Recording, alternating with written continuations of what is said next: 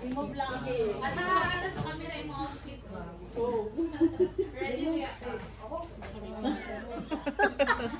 Makalapad yun ka na. Hindi ka nag-inform. Dili natin doon. Sideline position. Wapa kasi yung video. Diba? Duhan matada na po. Mga video. Dapat di ganina pa to na ka diya. Okay, so for example, 55 bed.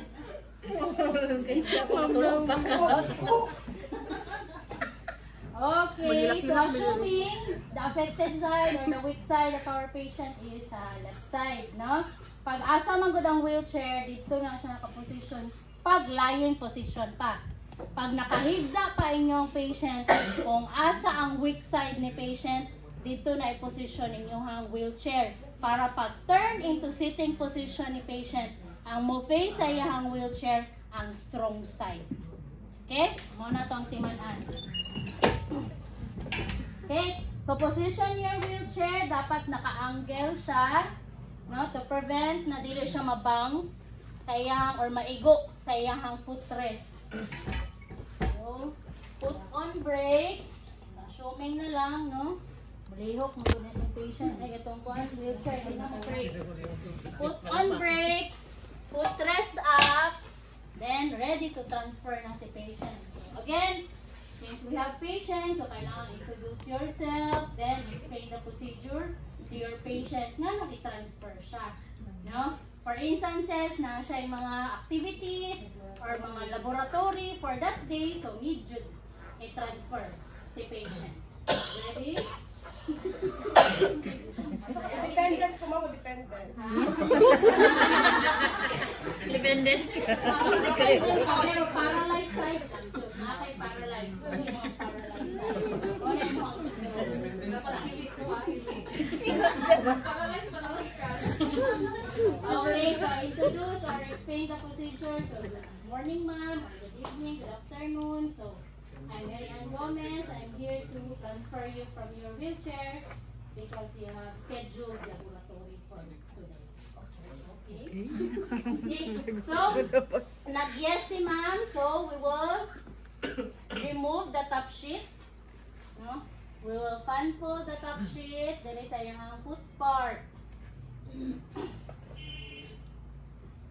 And next procedure will be turning patient now from lying position to sitting position. So we have two ways, no, para ma-execute. Pag ang patient is bigger than us, pag bugat ato ang patient,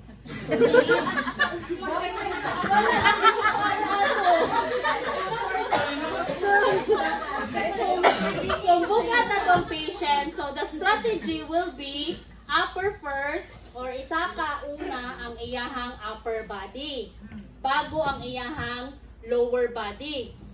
Paggaan atong patient, para sa atong patient,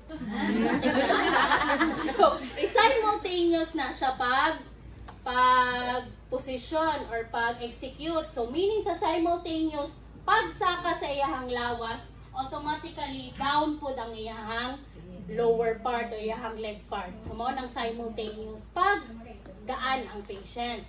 Okay. So, gaan atong patient. Sumig. Wala na dyan Okay, so since affected side or weak side ang left side ni ma'am, sa inyo na yung mga position ma'am, then first, i-put nato ang arm dali sa under shoulder ni patient. Then, kanang strong side ma'am, gulit ka sa ko ang shoulder na. Then, in 1, 2, 3, up ta ma'am. In 3, up ta. So, 1, 2, 3, up. Down leg part. Mo na ang simultaneous. No? Pag heavy po dato ang patient. Pag heavy ang patient, so, meaning, una isa ka ang iyahang upper body. So, same gyapon, suksok. Then, bulit gunit ka sa ko ang shoulder, ma'am. So, in 3, mag-up ta. So, 1, 2, 3. Okay? Yes, dili pa. Okay? Heavy man atong patient. Okay? Then, after sitting position, from lying position to sitting position, confirm or ask the condition of your patient. Ma'am, wala ka nalipong? Are you feel dizzy? Sabi na itong patient na bedridden, pag abrupt ang iyahang pagbangon, malipong jud na siya. Due to poor blood circulation, pagsigig hinigda atong patient. So pag moingon ng patient, yes ma'am, murag nalipong ko, okay. Hatagan sa natong time si ma'am na mag-subside ang iyahang dizziness. So once okay na ang iyahang kuan, feeling, wala na siya nalipong, so that's the time, ibaba na nato iyahang feel. So 1, 2, 3, support gihapon ang back. 1, 2, 3, baba. 1, 2, 3. No? Pagkatong simultaneous, i-ask lang gihapon ang condition ni patient pag ingunahan nina. No, bago nato pud siya i-transfer sa iyahang wheelchair. Puntahay ganina. Simultaneous kay gaan atong patient. So simultaneous pag position or sitting position. So ask gyapon patient, ma'am, wala ba ka nalipong? No, bago nato siya i-transfer. Same gyapon. Always check jud the condition Pag of your patient. pag malipong siya, ma'am, usually pila ka minutes ang 1 minute lang man. No? And then tabangan po, shake ang kamot ma'am, shake ang tiil, ana, para makadaloy ang dugo. Okay? So, naka-sitting position na si ma'am, o tanaway ang position. So, wala pa niya na-reach, iyahang feet sa floor. So, ato na siyang i-adjust. Oh, minute to Japan. Thanks for the sponsor.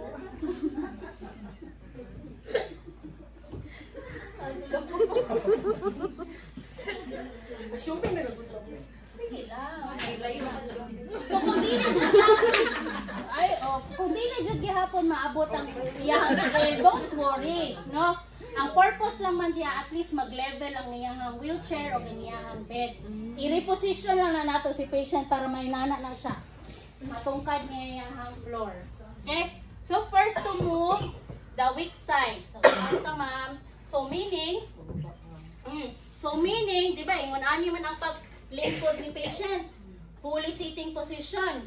So, since wala pa niya na-reach ang floor, so, palingkod na to si patient sa edge of the bed. So, adjust siya. Weak side first, of course, kita ang mo support. Pag-support, then strong side, down po siya na. Okay? We will promote independence man sa to ang patient. So, weak side down, then strong side down. So, ana, na-reach na niya iyang floor. So, since affected side naman. So, in between legs ni patient, yan na ito ibutang. Ato ang leg po. Then, gunit ka sa kong shoulder, ma'am. So, in 1, 2, 3, up ta, ma'am. 1, 2, 3, up. Ayos, sa. Up pa, man. Up pa, man. Sa ingunanan, sa legit. Hinay-hinay ang pag-transfer kay patient. Kaya magod natin kasi na out of balance. Okay? So, standing position, ma'am. So, 1, 2, 3, up. Then 1, 2, 3, 5 volt na. Strong. Then, strong money. Muna ang mohang weak. Tama dyan yung mohang sikit na. Very good. No, gunit patient. Para ma-feel niya yung wheelchair. Ay, saan na lang. Ano lang. So, since wala siya nakaling sa iyahang backrest, so atuan lang i-position si ma'am. I-adjust ang body. 1, 2, 3, adjust. Bukan kayo patient.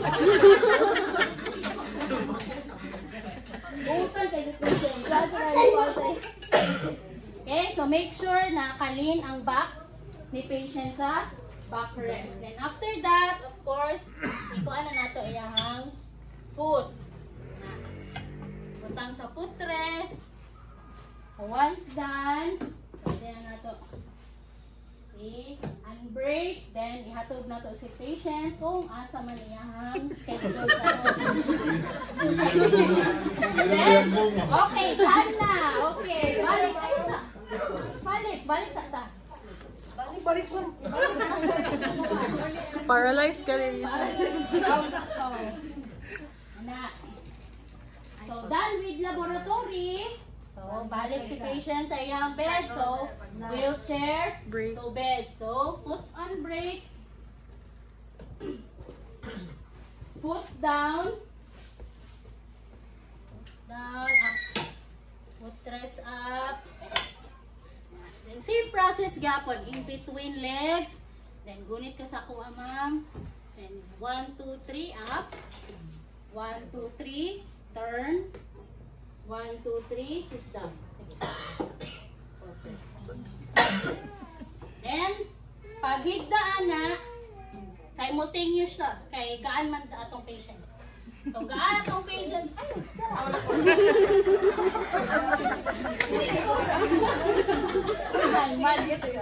so, gaan atong patient. So, simultaneous po ang paghigda.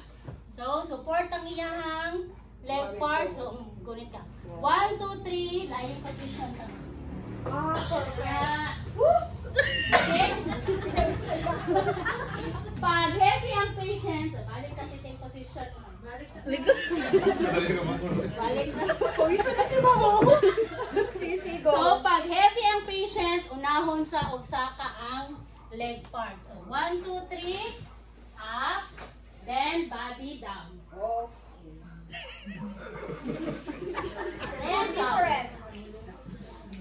Bigyan tayong pagaan. Pagbukat dito sa. Okay.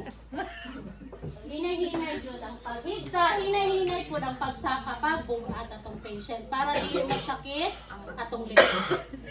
Okay? Ayun, that's it. Thank you, ma'am.